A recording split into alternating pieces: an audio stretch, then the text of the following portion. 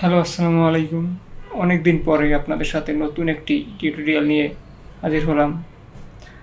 আজকে আমি আপনাদেরকে দেখাবো কিভাবে একটি মেগা মেনু ক্রিয়েট করতে হয়। মেগা মেনু আসলে কি? মেগা মেনু হলো, এক্সাম্পল হিসাবে যদি আমি দেখাই, এরকম একটা মেনু থাকবে যেখানে আপনি চাইলে এখানে প্রোডাক্টও রাখতে পারবেন, আবার আপনার অন্য অন্য এরকম লিস্ট রাখতে পারবেন। যেহেতু আমরা এমনিতে সাধারণ মেনুতে শুধু এরকম পেজ দেখানো যায়, কিন্তু একটা মেগা মেনুতে একসাথে অনেক অপশন রাখা যায়, যেরকম single post, blog style, everything. তো আজকে আমরা একটি নতুন মেগা মেনু তৈরি করব। কীভাবে মেগা মেনুটি তৈরি করতে হয় একদম সম্পূর্ণ এই ভিডিওতে আপনাদেরকে দেখাবো। চলুন শুরু করা যাক।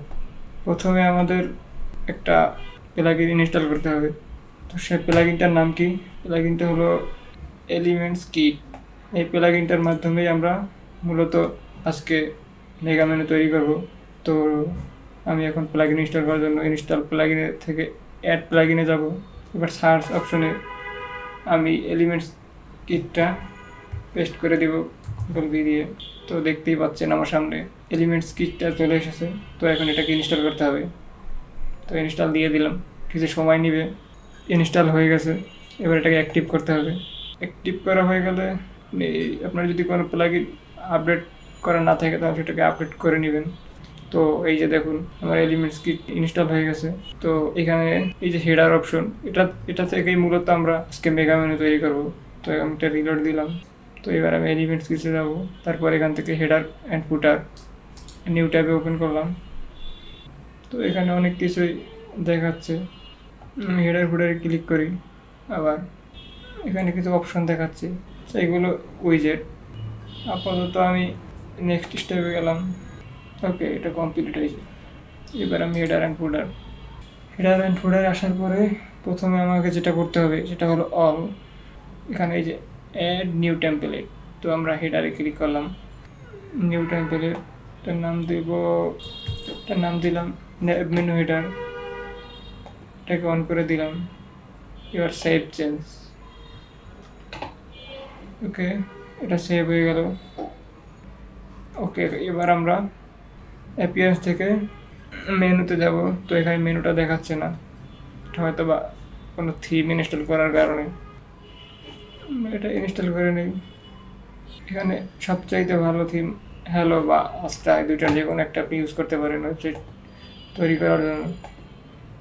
ওকে, আমার মেনুটা চলে এসেছে। এবার আমি অ্যাপিয়ারেন্স থেকে মেনুতে যাব। আপনি এটাকে এনেবল করে দিবেন।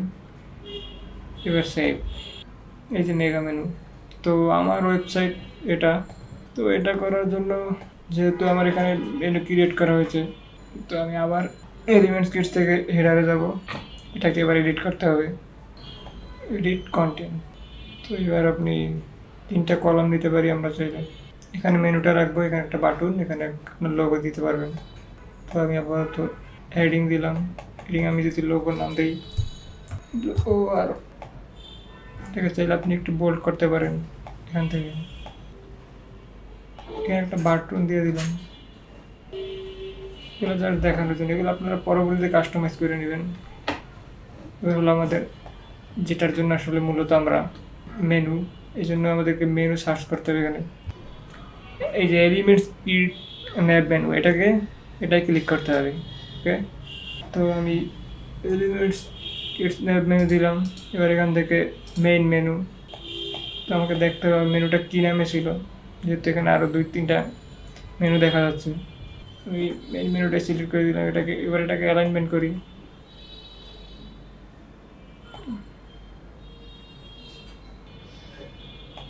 কলামটাকে আরেকটু ছোট করি, এতটুকু যথেষ্ট। এবার আমরা চাইলে একটু ব্যাকগ্রাউন্ডে একটু হালকা কালার দিতে পারি। চাইলে এখানে শ্যাডো দেওয়া যায় হালকা নিচে।